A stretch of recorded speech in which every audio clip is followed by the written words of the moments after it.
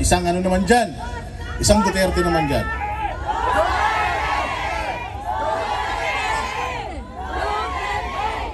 Sa wakas, nakarating na rin ang Banateros sa Europe.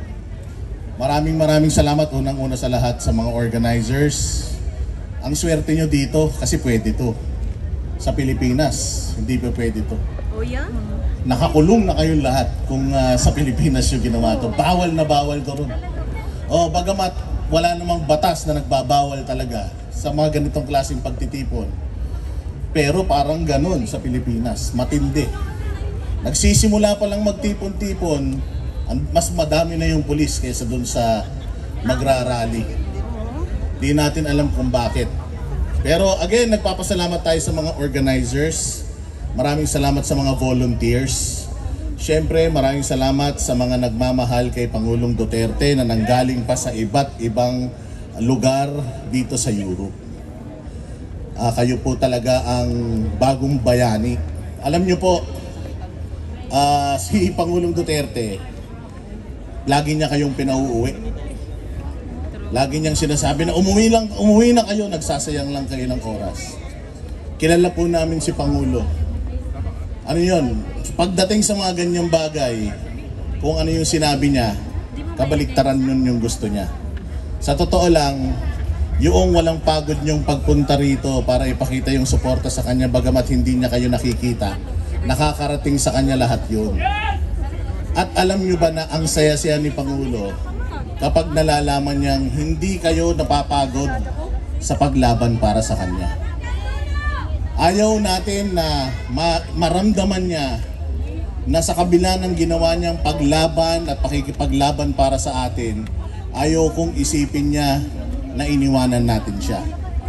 Hindi namin kaya sa Pilipinas na magpunta lahat dito para sumuporta, pero kung kaya lang, pupunta kaming lahat dito. Pero maraming salamat kasi nire-represent nyo lahat ng mga Pilipino sa Pilipinas dito para ipakita sa ibang mga lahi dito na mahal natin si Pangulong Duterte. At lahat ng mga paratang nila kay Pangulong Duterte, puros kasinungalingan at politika lamang. Kaya maraming salamat. Hindi matatapos ang aming pasasalamat sa inyo. Kasi kami sa Pilipinas, alam niyo nung kukunin na si Pangulong Duterte, bago mangyari yon, magkakasama kami sa Hong Kong.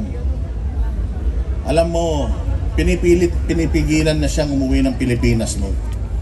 Sinasabi sa kanya, may mga intel kaming natatanggap na huhulihin siya. Sabi namin, huwag kang umuwi. Pero alam nyo, sabi niya, uuwi ako kasi Pilipino ako eh. Kung anong mangyari sa akin, siguro naman hindi ako pababayaan ng mga kababayan ko. Ang pinakamasaklap, masyadong malakas yung kalaban natin. Kaya lang, lagi niyong tatandaan na kahit gaano sila kalakas, may katapusan sila.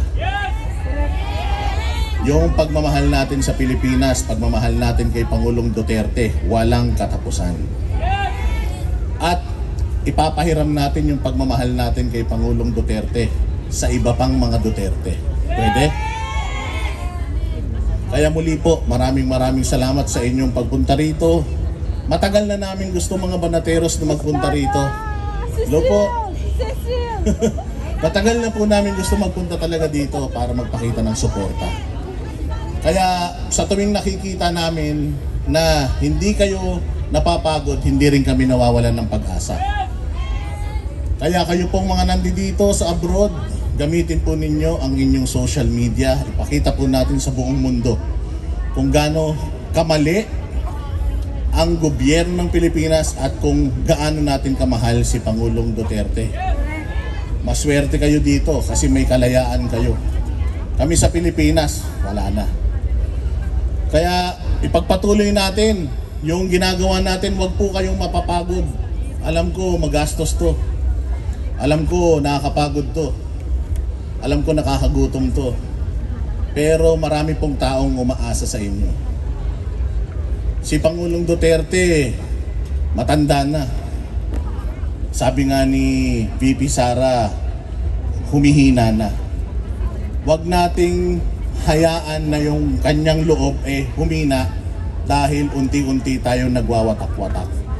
Magkakaiba man po tayo ng opinyon, magkakaiba man po tayo ng mga pinakikinggan at pinapanigan, sana po magkakaisa po tayo sa isinusulong natin na pagmamahal kay Pangulong Duterte. Okay po ba yun? Huwag na nating pakinggan yung mga awayan dito, awayan dyan. Importante yung ating common goal.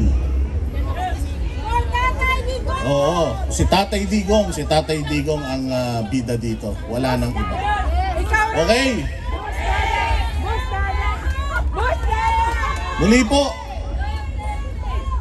salamat po sa inyong pagpunta rito. Hindi na po ako magtatagal dahil marami pa pong mga importanteng mga tao na dumayo pa rin mula sa Pilipinas papunta rito. I love you too, Mami. Love you! Mabuhay kayo. In behalf of Banateros Brothers, si Banat Bay, si Coach Oli, si Master Judea at si Paring RJ, Boss Dada TV po. Meron po kaming programa gabi-gabi sa SMNI. Panoorin po ninyo. Alam nyo naman po, SMNI na lang ang naghahatid ng totoong balita at tamang balita. Tama? Ayan. At may mga vlog po. Yung mga Banateros, yung Biraderos, lahat po ng mga DDS. I-like and i-share po natin. Mas maraming nakakapanood, mas maraming naliliwanagan. Maraming salamat po. Ang totoong people power nasa social media. Gamitin po natin ang mga social media natin para ipakita sa buong mundo na solid ang Pilipino para sa mga Duterte. Maraming salamat po. Mabuhay kayo.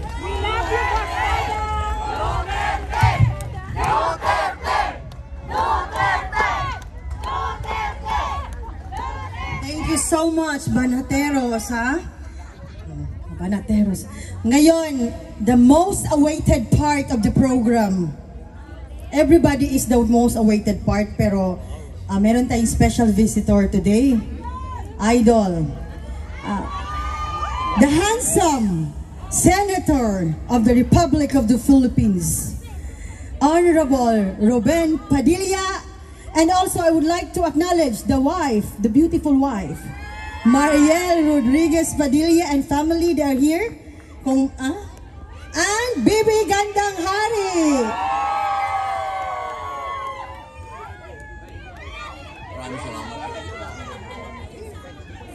Magandang hapon po sa inyong lahat. Opo, bago po ako magsalita, pababatiin ko muna po siyempre yung commander. Magandang hapon po sa inyong lahat! Ako nasisiyahan na magkakasama po tayo ngayon dito, pero syempre meron din kalungkutan kung bakit nandito pa rin tayo ngayon. Pero syempre, I'm so happy to be with all of you today. Sana hindi po kayo magsawa sa pagsuporta kay PRRD. Maraming salamat po sa inyong lahat. Alam nyo, kami ng mga anak ko, yung unang dating pa lang ni Robin, gusto na naming sumama.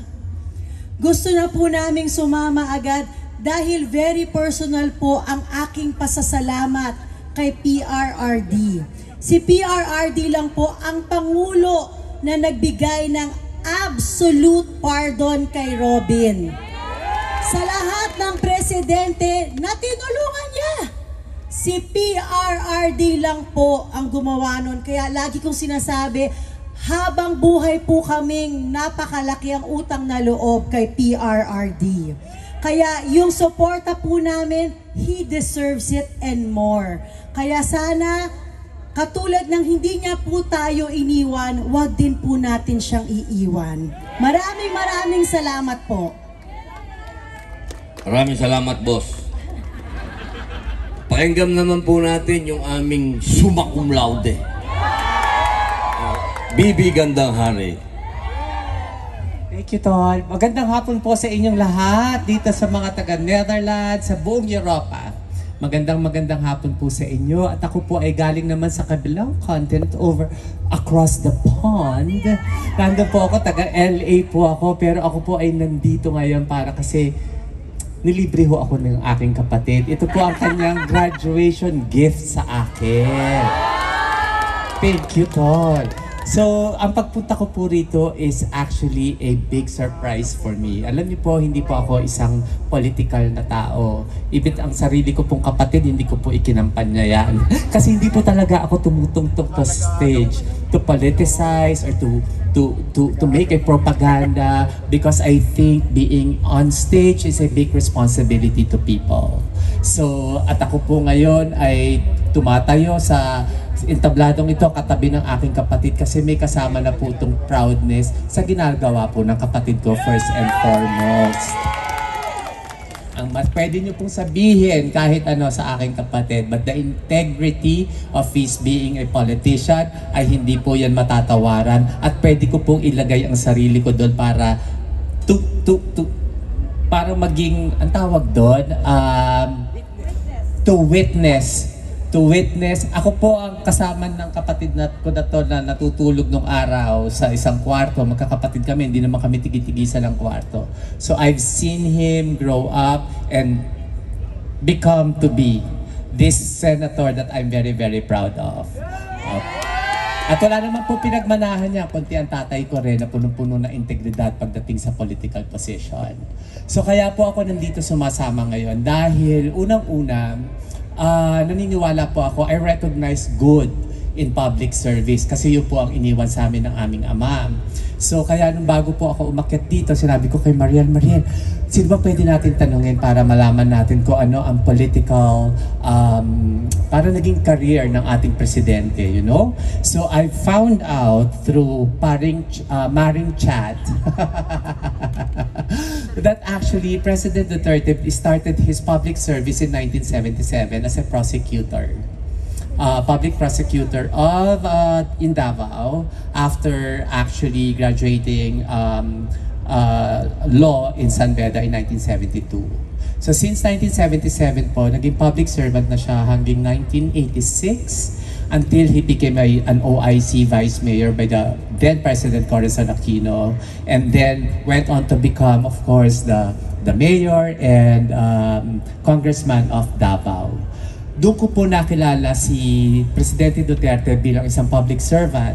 Hindi ko po siya kilala pero alam ko ang Davao became very, very peaceful when he was mayor. Di po ba? And then, he became president and finally retired in 2024. So what I want to impart to you now is not a political propaganda. Hindi rin po ako maka-Duterte, pero naniniwala po ako sa kanya bilang tao. Is the humanitarian reason para po maibalik siya sa Pilipinas. I'm sure everyone would agree with me na Duterte is a good mayor. He is a good prosecutor. He was a good vice mayor. He was a good congressman. And he was a good president, no matter what. You know what I mean? There is no perfect president, but there is a president who served the common good of the people. And I think that is what President Duterte is all about. And so my petition now is for humanitarian reason. Kailangan po siguro may uwi si Presidente Duterte because he is an elderly person already. And this is not the kind of dignity that we provide to a person who has served his country to the full of his ability. Yun lang po at maraming salamat po sa inyo.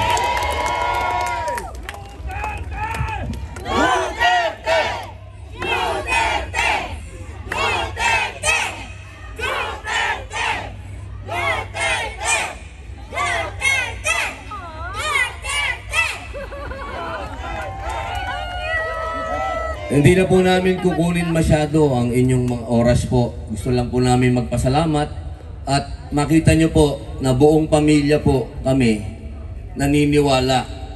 Padilla po yan, Carino, Termulo, lahat po kami naniniwala. Alam nyo, sa pamilya ho namin, hindi rin ho kami lahat Duterte Pero lahat po kami dapat umuwi na si Pangulong Duterte. Hindi usapin ito kung anong kulay mo. Usapin ng pagka-Pilipino. Dapat umuwi na ang isang Pilipinong nakakulong sa ibang bansa. Maraming salamat po. Mabuhay po kayo. Mabuhay.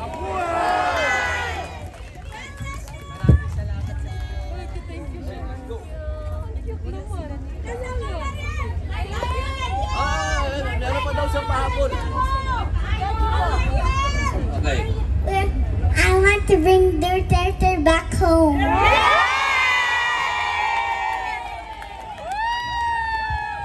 Salamat po.